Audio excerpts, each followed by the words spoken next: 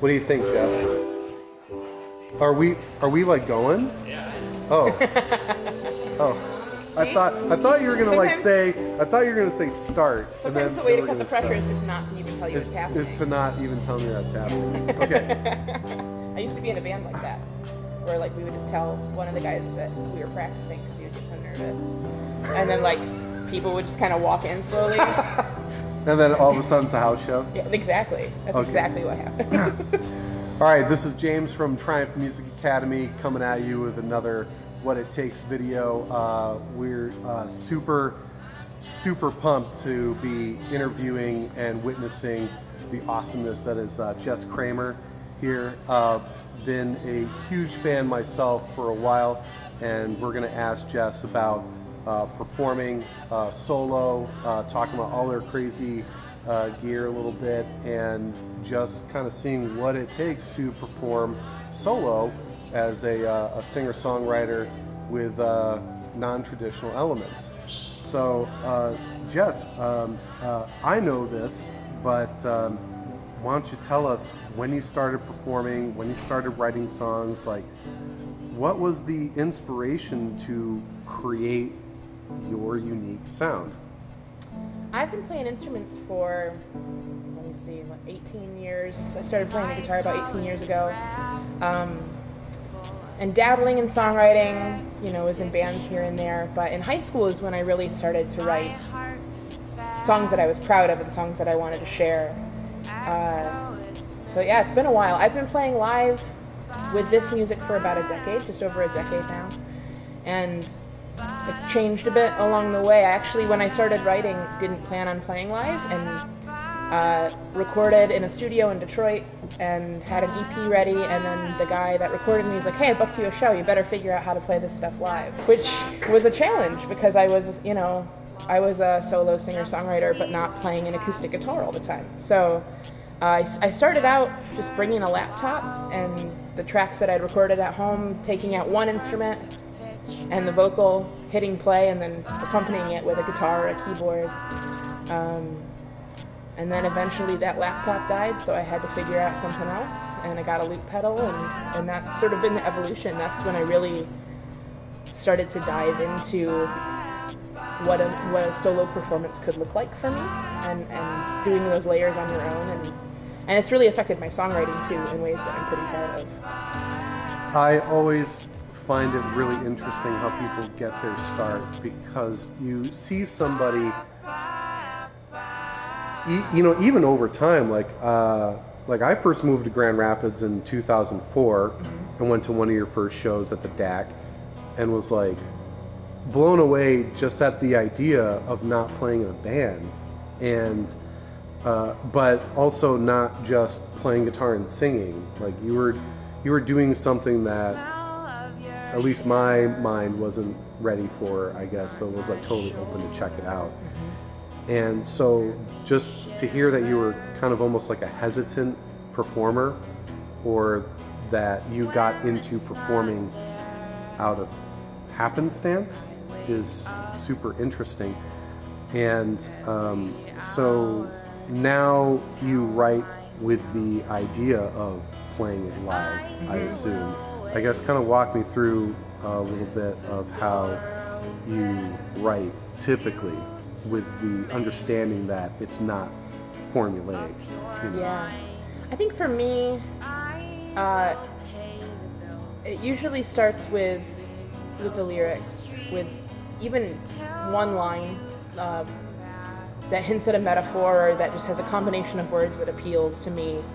And then I just go into my room full of cheap little keyboards and mess around and see if I can find tones that go with it. It's actually like a pretty sloppy process, but it's nice because it can be sloppy. I think that's one of the reasons that I love performing on my own and writing on my own, is that however it happens, I'm not worried about whether I'm wasting anyone else's time or complimenting their idea of it, which there are pros and cons to it. I'm sure that sometimes working with other people would allow the writing process to go a little faster, because they would have certain suggestions and ideas of ways to fill it out that I'm not coming up with on my own. But It usually just starts with a really simple keyboard part or a simple beat. I use a lot of old Casios, and they have a little preset,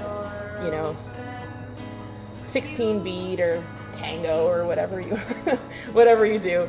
But yeah, now that I'm working with a loop pedal more, I'll just kind of layer it up and see what I like on top of each other, and if it fits with the tone of the words that I want to communicate, and then eventually I just keep finding other little parts to layer. But writing with a loop pedal, you have to do it with that in mind. You can't do big change-ups of tempo unless you have multiple loop pedals, which I don't. And so it's really about adding as much texture with the repetition to keep it interesting, and knowing that like you want to make it as full as you can, but you're still working within those boundaries of whatever loop you laid down first. Is it okay to call your obsession with these like cheap keyboards an obsession? Yes, like, absolutely. How did you get into that? Because I find I really find that to be part of the whole indie ethos, like finding beauty and legitimacy, and like finding stuff in sounds that otherwise most people or other artists would dismiss. Like where did that start? I mean, it depends how deep you want to go. The simple answer there is I love the sounds. Actually, my first keyboard that I bought myself was a really nice Roland synthesizer, and I found myself like going to all the little presets that I was also finding at the battery-powered keyboards we had in my basement growing up. Well, like a Juno or something? Yeah. I started, the first keyboard I ever bought myself was a Roland Juno D. It's a nice keyboard. It's a great keyboard. I can't even imagine you playing with one of those. I still have it in the studio, and it's used for very specific things, but really nothing live. And so as I was writing the first album with that, there's little hints of it on the first full length. But everything that I was drawn to, like I said, when you're just messing around with these textures, everything that I really loved was that cheap battery-powered Casio sound. So I started just collecting them from thrift stores and garage sales, and have accumulated quite a number of them. How many? You said 16 earlier, or something like that? I mean, with all keyboards combined, I'm about 16 or 17 right now, and that's deep. 16 or 17. The nice thing is they're about that big most of the time, so it's not that space consuming. But when I really look at it, I think okay, we're gonna go back farther, and I'm gonna keep it somewhat abbreviated. But I was one of 4 kids, and I was the only one that never took piano lessons. But I was the only one that consistently played the piano, which I think speaks a lot to my approach to music. But growing up, my grandma had this electric organ that had a little beat machine on it, and I actually just inherited that organ, and it's in my house now. And I was playing it, and I realized, like, okay, this is exactly the music that I've been writing forever. It's like a corny preset beat and organ sounds. And I think that there's something that I'm just really nostalgically attached to about that, and about those things from my childhood, those sounds and those tones that are really comfortable, and simple, and I think often overlooked and not used, and using that to fill out the story. Yeah, so it's a consequence of being a child of the 80s. Pretty much, right? Yeah. Tell us about, like, your first shows. Yeah, I had a couple of people that were really encouraging to me when I was recording and sort of sharing things on the internet in high school. And one of them just, said, hey, I can get you on this show at Hungry Heart Cafe if you want to do it. I was, Oh, man. Yeah, I was a senior in high school. Hungry Heart Cafe was this little spot where pretty much everybody had their first show for a while. It was just like Jones Soda's in a little stage, basically. It was coffee. I mean, it was your little shop. I actually didn't even go there that long before it closed, unfortunately. But that was the site of my first show, and played with a couple local rock bands. The sounds were totally different than what I was doing, but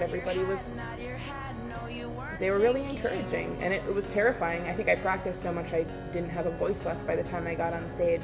But from there, I met other people, and they're like, hey, come play this show at the DAC, which was where I ended up playing most of my shows for years. Another great all-ages space that is now kind of taking over a new building and hopefully becoming more active in the scene. Yeah, it was just sort of like jumping into the world of live performance and getting out of a basement and seeing that other people were really interested in it and seeing that other people were taking really big risks with their live performance too. I mean, the DAC was definitely a hub for strange musicians, and to go and to watch people just dance around and, you know, play things that weren't even meant to be instruments, and it expanded my idea of what music could be and how you communicate it with people, and that it doesn't have to be all edited and then shared in a file, that you can create something that's shared uniquely and in person and intimately, and then have conversations with those people about your ideas. And I just got kind of hooked on it. I'd say by like the third show, the first two were terrifying, and by the third show I was hooked on it. And now, you know, I play live a lot more than I sit at home and record. So what you're saying is, like, just go do it. Yeah. Just be uncomfortable for a minute. Take a risk. Take a risk. I don't recommend jumping into a bar scene. I think if you're just starting out, you need to find a place where people are there to listen to music. And hopefully you can find one of those, or two of those, or three of those. But I think if you're there and people want to hear what you're doing and want to discover new musicians, you can make connections with people really fast. And I mean, some of my best friends now I met a decade ago at the DAC. Like, that's just stayed that way for me. I find myself getting invited to these shows with people I know and in familiar places, and they're really comfortable. But if I do that too much, I don't do anything creative. And I don't refocus on